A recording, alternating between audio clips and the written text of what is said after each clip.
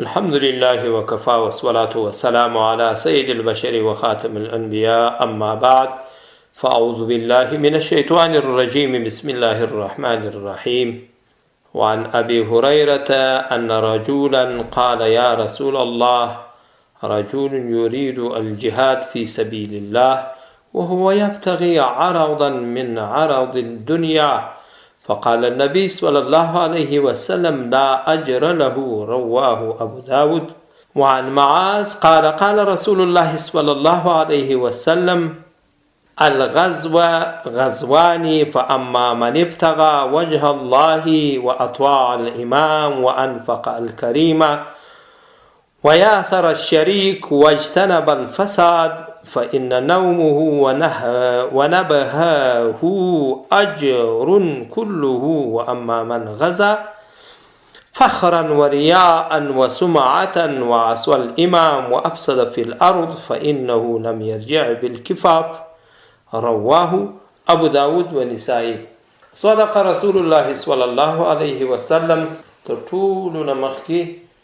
سلامنا نیکی هیلې احترامات د رادیو وګرانو همکارانو ته او بیا په دویم قدم کې د رادیو وسامعینو او اوریدونکو ته په خپل وار وړاندې کوم د فکري سمون خپرونه ده. الله پاک دې وکړي چې ستاسو یې په غور را سره واورئ او ستاسو د خوښې وړ وګرځېږي او الله رب العزت د عمل کولو توفیق مشترکي. دغه کم حدیث شریف چې ما ووایو خدای د عمل کولو توفیق راکړي چې عمل ور باندې وکړو. ډېره وینا خو ګټه به نه لري خو ګټه مهمه خبره هم دا ده چې عمل سړی ور باندې وکړي. د عمل ضرورت شته که څه هم د دنیا اخري ده فساد ډېر ده خلک خو هر څه اوري په هر څه باندې پوهېږي مګر خو عمل نسته. بس مشکل هم لوی مشکل هم دا ده چې عمل کول ډېر ګرانه خبره ده. له نبی کریم علیه صلات وسلام څخه حضرت ابو هریره ته چې جلیل القدر صحابي ده د پیغمبر علیه صلات وسلام ملګری او طالب ده هغه روایت کوي چې انا رجلا قال په دې مجلس کې چې د رسول الله صلی الله علیه وسلم موږ ناست وو یو سړي سوال وکړ له نبی علیه صلات وسلام څخه. دا سوال یې وکړ رجل یرید الجهاد فی سبیل الله ای د الله پیغمبره یو سړی د جهاد اراده لري څه معنا جهاد ته ځي سنګر ته ځي د کافرو مقابلې ته ځي د کافرانو سره مقابله کوي جهاد کوي خو په څنګ کې ورسره وهو یبتغي عرضا من عرض الدنیا د ده یوازنی مقصد همدا ده چې د دنیا دولت شرافت عزت نوم نشان په دې جهاد کې پیدا کړي دی ګواکې مال و دولت ترلاسه کړي په بانه د جهاد په نامه د جهاد باندې د مال و دولت و عزت شرافت ښځې سرایونه مارکیټونه موټرې دی په دې جهاد کولو باندې پیدا کړي. آیا دغه جهاد باندې ثواب مرتب ده؟ آیا دغه ته جهاد ویل کیږي؟ د الله له پیغمبر څخه دا یو صحابي سوال کوي چې ګواکې د دغه سړي جهاد ته جهاد ویل کیږي چې د دی د جهاد په نامه باندې د مال پیدا کولو لپاره تللی ده چې دی مال زیات کړي مال کور ته راوړي دنیا و دولت راوړي عزت راوړي موټرې پیدا کړي په نیت د جهاد باندې په نیت تجارت باندې نه د جهاد ته تللی دی توپک ورسره ده هم د کافرانو مقابله کوي خو اما لیکن دی مال پیدا کوي. دغه سړی مجاهد بلل کېږي د الله پیغمبره د دې مجاهد لپاره اجر سته او که نسته؟ فقال د الله پیغمبر په جواب کې ګورئ ورته وایي لا اجر له د دې لپاره ثواب نسته. د حدیث شریف په تشریح کې خدا خبره راغلې د محترمو مؤمنانو دغه حدیث شریف باید مجاهدین ورونه په غور باندې واوري چې دلته لا اجر له دا معنا د دغه مجاهد جهاد ته جهاد نه ویل کېږي د دغه مجاهد په جهاد کې اجر نسته د دې مجاهد په شهادت کې هغه شهادت نه ورته ویل کېږي د دې مجاهد په بند کې هغه بند نه ورته ویل کېږي چې هغه الله رب العزت ورته اجرت ورکوي ثواب درجې ورکوي. نو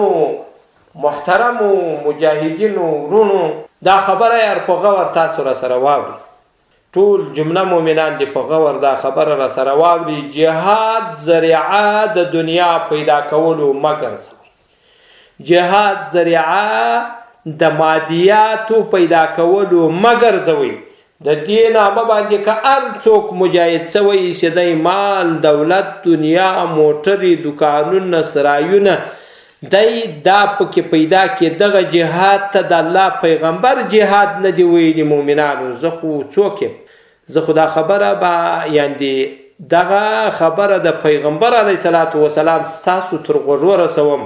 ای مؤمنانو، ای مجاهدینو، ای ولسه، که چا جهاد د دې دپاره کړی وي یا اوس د دې دپاره ولاړ وي په دې جهادي سب کې، د مجاهدینو په سب کې، د مجاهدینو په ډله کې، د مجاهدینو په معاش کې، د مجاهدینو پر بس باندې وي، خو له ده سره مقصد د دنیا پیدا کولو وي، دې ته د الله پیغمبر مجاهد نه دی ویل. او د دغه سړي و جهاد ته د الله پیغمبر جهاد نه دی ویلی. او د دې سړي اجر او مزدوري او ثواب پر الله باندې نسته. جهاد خو د دې مقصد دپاره وي مؤمنانو چې اعلای کلمت الله به د سړي غرض وي، د الله کلمه لوړول، د قرآن نافذول، د شرعي احکامو نافذول، د خپل ولس باندې پوره شریعت منل، د خپل ولس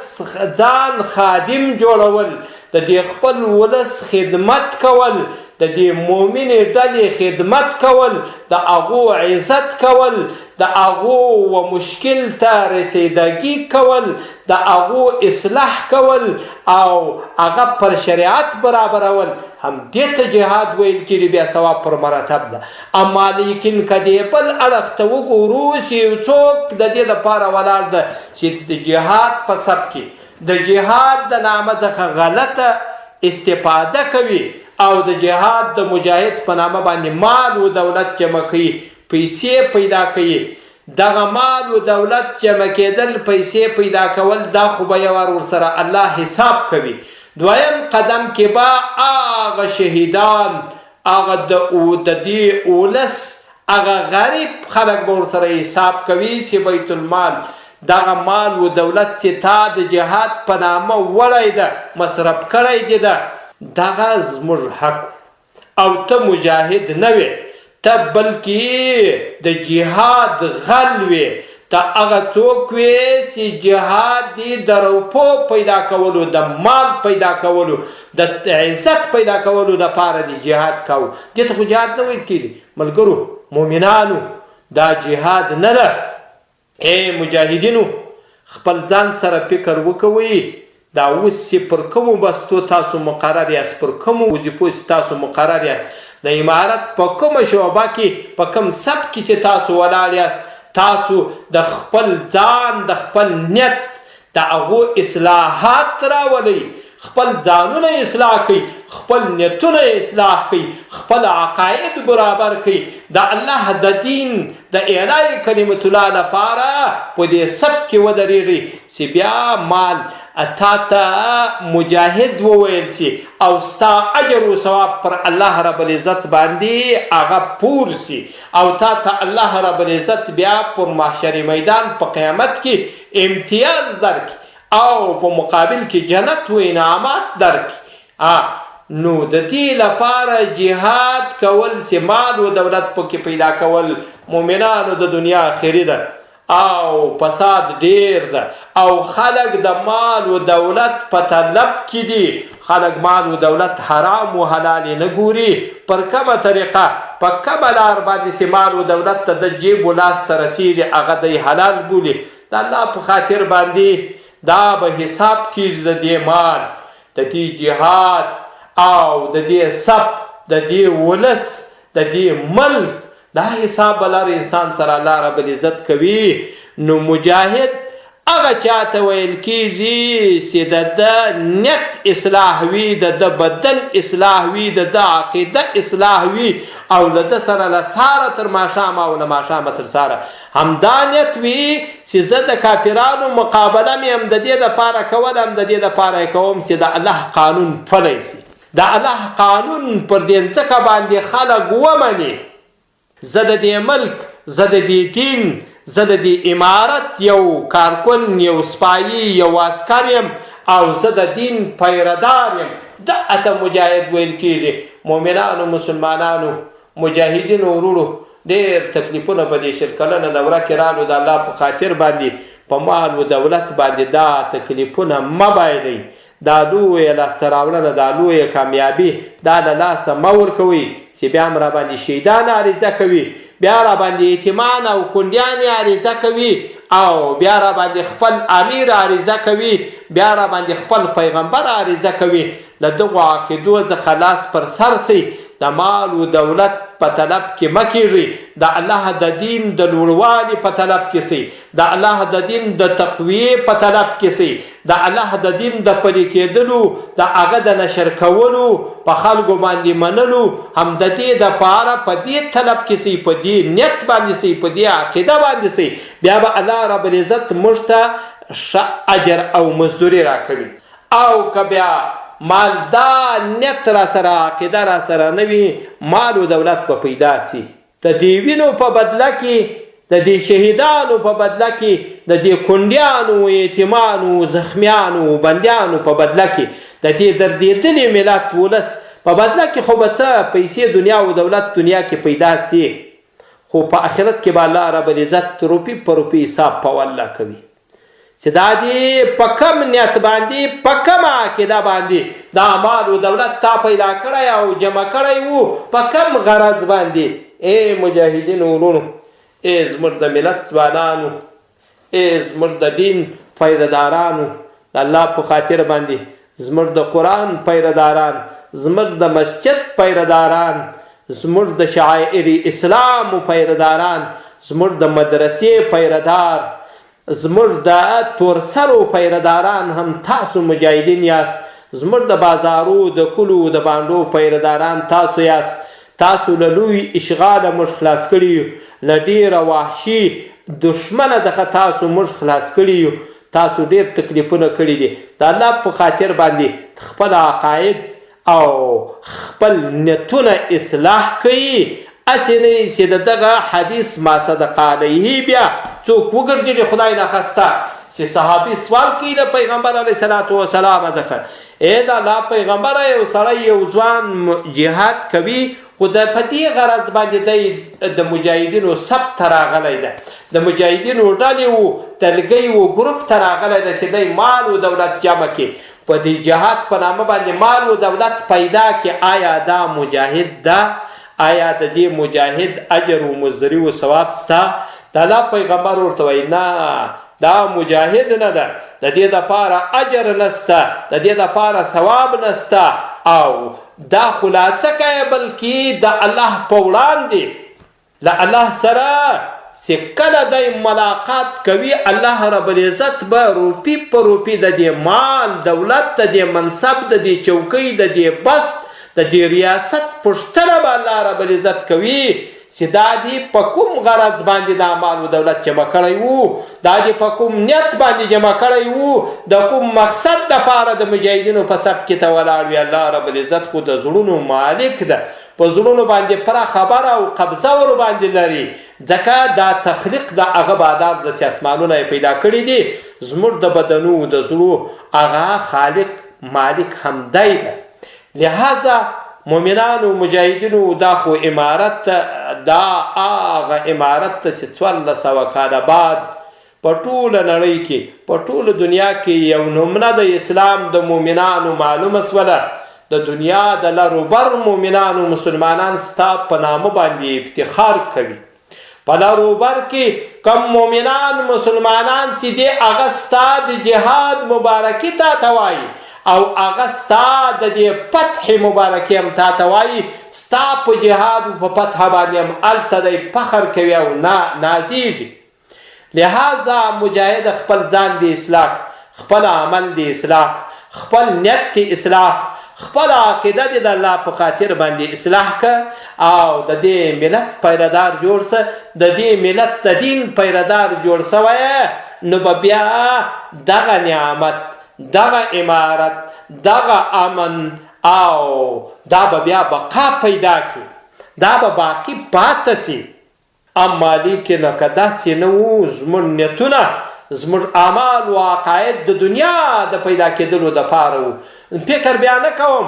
مجاهد سي بیا دې دا امارت باقي پاته سي، بقا دې پیدا کړي. ځکه دا دلته دوې خبرې دي. الله رب العزت خپل مخلوقات په تکلیف باندې هم آزموي، په تکلیف باندې هم امتحانوي او په اسراحت هم آزموي، امتحانوي. زما په خبره پښتو خبره به تاسو پوه سوي یاست. الله رب العزت انسان په دوو امتحانو باندې امتحانوي، په دوو ازمویښتو یې ازموي. انسان کنر د کښته ده، یو الله رب العزت پر انسان باندې د تکلیف امتحان راولي چې ته ودرې په دې تکلیف باندې به مبتلا کم، چې دی څونه صابر ده، څونه زما خواته متوجه ده، څونه زما د دین خواته متوجه ده. ای مجاهدینو، ای ولسه، موږ الله رب العزت په دې 20 کلنه دوره کې په هغه د غم په امتحان، په هغه درد باندې امتحان کړلو. الله رب العزت د دې وسایو، د دې اثرات امتحان وس را روان ده، د تکلیف امتحان، د وینو امتحان، د زولنو امتحان، د مرګو امتحان الله رب العزت موږ ته راوستی. په دې 20 کلنه دوره کې، په دې 20 کلنه دوره کې دا د تکلیف په ازمویښته کې، دا د تکلیف په امتحان کې الله رب العزت موږ بریالي او کامیاب کړلو. دا د مرګو په امتحان کې، دا د زولنو په امتحان کې، دا د زخمو په امتحان کې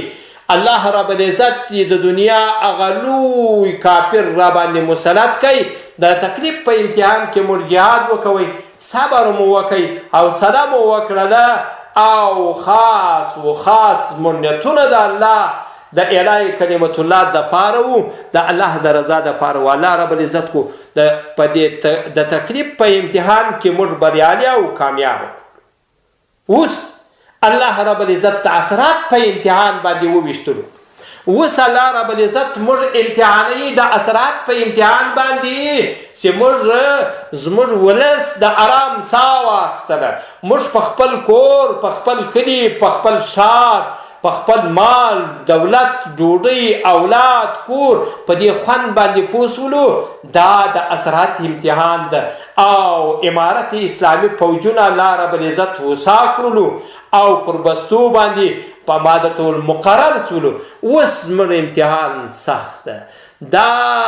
مومنانو، مسلمانانو، کله چې تاریخ وګورئ، ډېر ځوانان، ډېر قومونه، ډېر خلق، ډېر ولسونه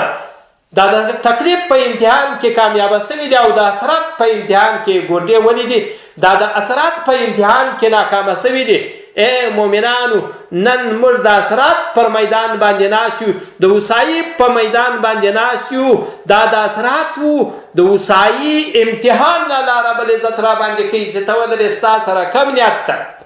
ته په کم نیت باندې دلته مجاهد یې، په کم نیت باندې مولا یې، په کم نیت باندې وزیر یې، په کم نیت باندې پر دې بس باندې مقرر یې. اوس به زه تا وتلم، امتحان به دې کوم. الله رب العزت وایي چې امن، سوکالي، خوشحالي، دنیا، مال، ټول مې الله وایي درته راسته و برابر کړو. اوس به تا وازمویم چې ته لا څه کوې، هغه دردونه دې هېرېږي. دا خپل د مال و دولت و د دې اسراحت په فکر کې کېږي چې مال و دولت و منصب و چوکۍ و مارکیټ و موټرې و بیر و بیزن و قومنداني پیدا کړم. خلک ما ته لبیک وایي. آیا د دې لپاره او که په دې دا فکر د سره شته چې خیانت به نه کوم، د مال و دولت سره به مینه نه کوم، مال و دولت به په درغلۍ باندې نه پیدا کوم، او مال و دولت به د جهاد په نامه باندې نه پیدا کوم، که در سره دا فکر. اوس خو دې امتحان کې موږ واقع یو. ای ولس، مجاهده په دې امتحان کې پر دې میدان باندې موږ ولاړ یو چې د صراط امتحان الله راته راوستی اوس به کېږي څه په دې امتحان کې که ناکامه سولو د الله په ذات ته قسم اخلم الله رب العزت به مو ذلیله کوي شرمېږو او که چیرې بالفرض الله په دې امتحان کې وس راکوي د صراط په امتحان کې هم کامیاب و بریالي سولو بیا به زموږ حکومت دوام لري زموږ ملت به دوام لري امن به دوام لري وسایي به دوام لري خوشحالي به دائمي وي او زموږ ولس به ټول وساوي زموږ حکومت به ټول وساوي او خوشحاله به وي مجاهدینو مؤمنانو د اثرات امتحان را روان ده والله عالم چې نو څه به کېږي الله دې وسوتوان راکړي چې غره نه سو خطا نه سو سهوه نه سو په دې مادیاتو باندې په دې خواهشاتو باندې د دنیا آخري ده ټول خلک د مادیاتو خواهشاتو خواته منډې وهي او هغې خواته یې توجه ده متوجه دي الله رب العزت مو دا لویه لاسته راوړنه دا لویه کامیابي دا دی الله رب العزت بیا په اوبو نه لاهو کوي او الله رب العزت دغه د اثرات په امتحان کې بریالي او کامیاب راوباسي لکه څنګه چې د تکلیف په امتحان کې موږ تاسو کامیاب بریالي سولو لہذا مؤمنانو مجاهدینو زموږ ولس زموږ مجاهدین دا یو تن ده یو جسد ده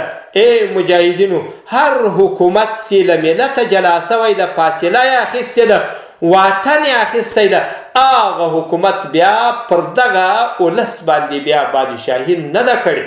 موږ به د دې ولس احترام کوو ولس به زموږ احترام کوي موږ به د دې ولس خادمان یو موږ به د دې ولس و هر مشکل ته رسېدګي د شپې او د ورځې کوو موږ به د دې ولس په چوپل کې موږ به د دې ولس دپاره ستړیاوې کوو موږ به د دې ولس ته پوره دین رسوو شریعت به رسوو امر بالمعروف نهی عن المنکر به رسوو بیا به دا ولس او دا حکومت د یوه کور وي بیا به یو جسد وي بیا به یو تن وي بیا به یوه خوله وي بیا به یو اواز وي بیا به یو جهاد وي بیا به یو دین وي بیا به یو مذهب وي بیا به څه مشکلات نه وي اما لیکن که زه خپل چاره سوم زه د دنیا په طلب کې سوم نو بیا خو ملت راسه یریږي بیا خو د ملت حق تلپوم بیا خو د شهید د کونډې د یتیم حق خورم نو بیا به د ملت او د حکومت په مابین کې واټن و فاصله راسي کله چې فاصله و واټن د حکومت او د ملت په مابین کې د ولس په مابین کې راسي هغه حکومت ولی بیا ړنګېږي هغه بیا ناکامه کېږي هغه بیا نه کامیابه کېږي الله یې ذلیله کوي دا مؤمنانو مجاهدینو زموږ یو دردېدلی ولس ته دا زموږ هغه ولس ته په 20 کلنه دوره کې موږ سره پوره همکاري کړې ده او دا مؤمن ولس ته دا مسلمان ولس ته دا له عزت او له عفته ډک ولس ته د دې به پوره احترام کوو د دې به پوره خدمت کوو خپل چارې به نه جوړېږو د خپل ځان په فکر کې به نه کېږو بلکې د دې ملت فکر به زموږ له هر مجاهد سره وي له هر ملا سره به وي له هر وزیر سره به وي له هر منصبدار سره به د دې ولس غم وي د دې ولس فکر به ورسره وي بیا به دا حکومت بقا پیدا کړي بیا به راته الله اجر راکړي دا د مادیاتو خواهشاتو دا د دنیا او د دولت دا منصبداري راځي پرېږدو تر دې راځي تیر سو هغه د دنیا عزت راځي پرېږدو آخرت کې به الله راته عزت راکړي او د دې ولس د عزت په فکر کې راځي سو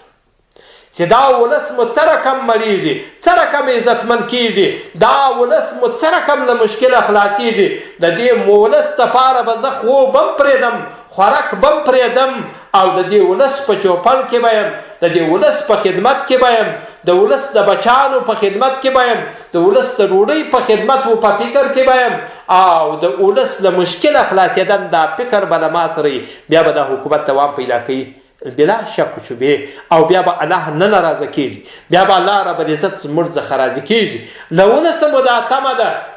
ولسه زخمي ولسه دردېدلې ولسه د دې امارت شاته ودرېږه د دې امارت ملا ټینګه کړه او په دې امارت پسې اقتدا وکوه انشاءالله بیا به ته هغه منزل ته رسېږي چې په هغه منزل کې د الله رضا پیدا کېږي بیا به ته ولسه هغه مقصد ته رسېږي چې تل همیشه به د خوشحالیو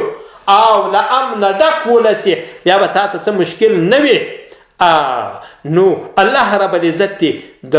امارت او د ملت تر مابین فاصله نه پیدا کوي. موږ خو به دا اواز کوو، دا نارې به وو، هم ولس ته هم امارت ته، چې دا ولس زموږ ده، ای ولسه دا امارت زموږ ده.